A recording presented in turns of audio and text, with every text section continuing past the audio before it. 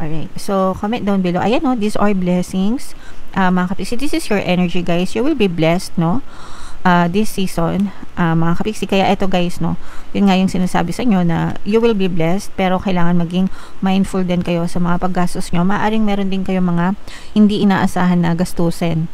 Guys, bukod pa dun sa mga kailangan meron kayong mag-build kayo ng emergency funds, mga kapiksi, kasi baka meron kayong mga unnecessary expense, hindi lang yung holiday na pagkakagastusan, mga kapiksi, pero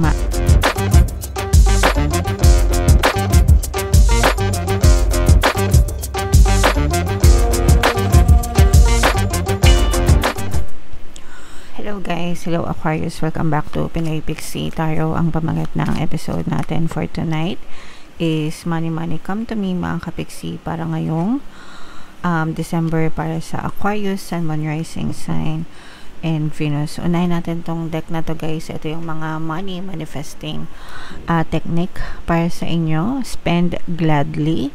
Keep money flowing toward you. Your supply of money will dry up if you hoard what you have and are reluctant to part with it. Ito yung sinasabi ko, guys, na dapat yung pera dumadaloy sa buhay natin. So, hindi tayo dapat kubra lang ng kubra, mga kapiksi. Dapat nagsha-share din tayo ng blessings, guys. Okay? Whenever you spend money, do so with a glad heart and the knowledge that more money will flow to you to take its place. Kasi kapag hoard ka lang ng hoard, mga kapiksi, tapos hindi ka naglalabas, hindi siya dumadaloy, hindi siya nagfo-flow. Guys, so if you have to spend money, especially guys kung sa pangangailangan nyo at saka sa pagtulong sa kapwa, okay lang yan. Don't be afraid to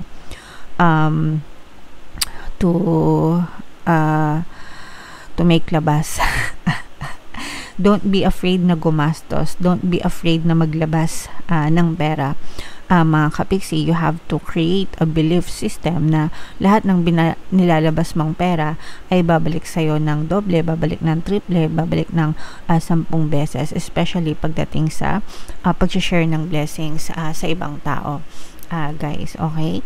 Kasi kapag nag-create kayo ng belief na baka wala nang bumalik sa inyo, natatakot kayong gumastos ng pera, baka hindi na siya bumalik, yung belief na yun, lalo siyang magmamanifest, especially nega siya, guys. So, wag ganun, mga kapiksi, okay? So, maganda na mag-affirm kayo, I love money and money loves me. Money comes back to me in tenfolds, diba? So, you should have a good relationship with money, knowing and understanding na kapag gumastos kayo, babalik at babalik sila sa inyo, guys, okay? Alright, so sana naintindihan nyo, mga kapiksi. Comment down below if naka-resonate kayo dyan. So, hanapin natin yung energy ng money at saka yung energy ng Aquarius. Habang sinashuffle ko to, guys, panoorin nyo muna yung video natin regarding sa ating paano mag-manifest ng abundance video course. Kapiksi, sawa ka na ba sa mga struggles at hirap sa buhay mo? Masipag ka ba at masikap sa buhay ngunit hindi ka pa rin umaasenso? Ilang beses ka na bang nag-attempt magnegosyo at mag-invest pero palagi ka pa rin nalulugi?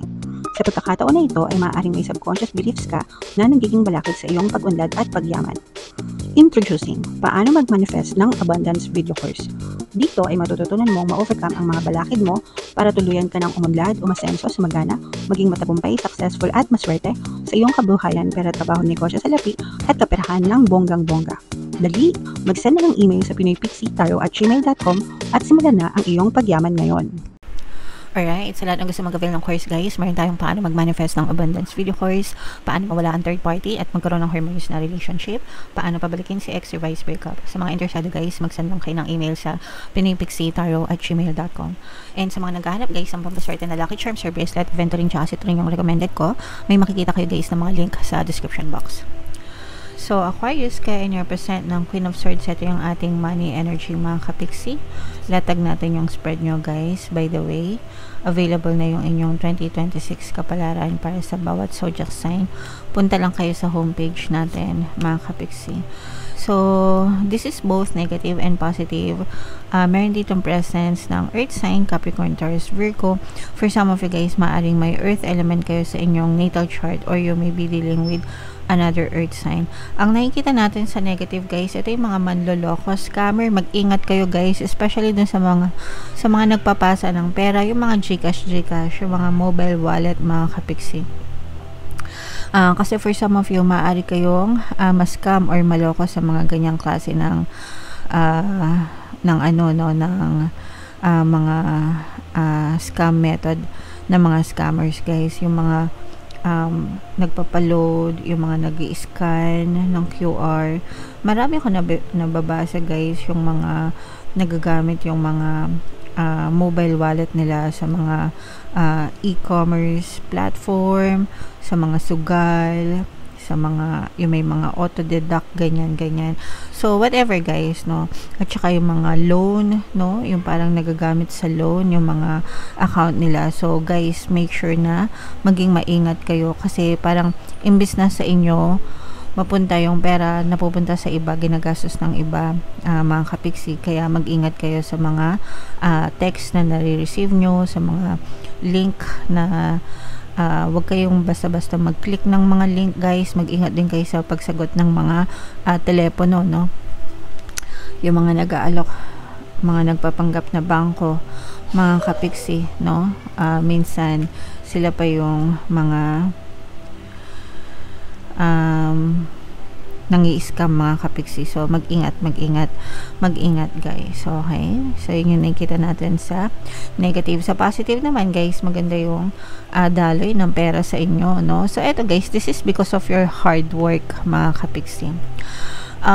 Yung hard work nyo, sinusuklian ni universe kayo, kumbaga parang binabalik sa inyo ni universe yung mga rewards na deserve nyo dahil sa hard work nyo. At saka nagbubunga na, kumbaga nakikita natin na nagpa-profit kayo, kumikita kayo dahil sa hard work nyo, yung dedication nyo, yung pagiging masipag nyo sa trabaho, and talagang yung iba parang feeling ko nga yung iba sa inyo parang pagod-pagod, kaka-OT or whatever guys. Pero yeah, nakikita natin yung pagsisikap nyo, and nagiging maganda naman yung resulta niyan pagdating sa kaperahan, guys. And eto guys, medyo mag-ingat-ingat lang kayo ng konti sa paggastos, no? Especially ngayong December, kasi marami kayong pera guys kasi may mga bonus kayo, pero marami ding mga labas, maraming celebration, maraming kain sa labas, reunion. And it's okay guys to spend once in a while sa mga ganyang klaseng celebration, pero you also have to be mindful of your expenses, mga kapiksi. Okay? Alright. So, comment down below. Ayan, no, these are blessings, mga kapiksi. This is your energy, guys. You will be blessed, no? This season, mga kapiksi. Kaya ito guys, no, yun nga yung sinasabi sa inyo na you will be blessed, pero kailangan maging mindful din kayo sa mga paggastos nyo. Maaring meron din kayo mga hindi inaasahan na gastusin, guys. Bukod pa dun sa mga kailangan meron kayong mag-build kayo ng emergency funds, mga kapiksi, kasi baka meron kayong mga unnecessary expense, hindi lang yung holiday na pagkakagastusan, mga kapiksi, pero maaring magkaroon kayo ng mga ibang gastos pa na pang emergency, guys, no? Kunwari baka manghiram sa'yo yung kapatid mo, kailangan ng pera for emergency, kahit hindi ikaw yung may emergency, pero isa sa mga pamilya mo, and you have to help, mga kapiksi, no? So yeah, but mas lalo pa kayong i-bless, mga kapiksi, kapag kayo ay tumulong, guys. Pero super blessed kayo, mga kapiksi, pagdating sa kaperahan. And actually guys, you will have more money to save. Kaya wag kayong matakot, mga kapiksi. Okay? So i-main-main nyo na tong mga blessings na to, itong mga savings na to, guys, at saka yung magandang daloy ng kaperahan, no? I-main-main nyo na yan sa comment section. And again, yung babala sa inyo, mag-ingat kayo sa mga scammer, Aquarius. So bunot lang tayo ng pang additional na mensahe para sa inyo ngayong December, guys. Ito path, ito maganda to guys kasi you are being guided para makita nyo yung tamang path na para sa inyo, whether career path siya, negosyo path, or kung anumang path yung hinahanap mo or gusto mong lakarin when it comes to pangkabuhayan mo, you will be directed. Mga kapiksis, minsan, especially guys, kapag year end, maraming nagre-resign sa trabaho, maraming nag-iisip for next year kung ano ba yung gusto nilang gawin, if magtrabaho pa rin sila or magnegosyo na lang or some kind of other source of income. May mga times na ganun, napapaisip tayo. So, mag-isip lang kayo na mag-isip. You will be guided, mga kapiksi, and makikita nyo rin yung tamang path para sa inyo when it comes to source of income, guys. Hindi kayo papabayaan ng inyong mga gabay. Okay? Listen to your intuition. So comment down below mga kapiksi if naka-resonate kayo. Ito yung ating 2026 kapalaran, guys. Ito naman yung ating success stories ng paano mag-manifest ng abundance with your course. Click here to subscribe, guys. Thank you for liking, sharing, and subscribing. See you next time. I love you all. Have a nice day. Bye-bye.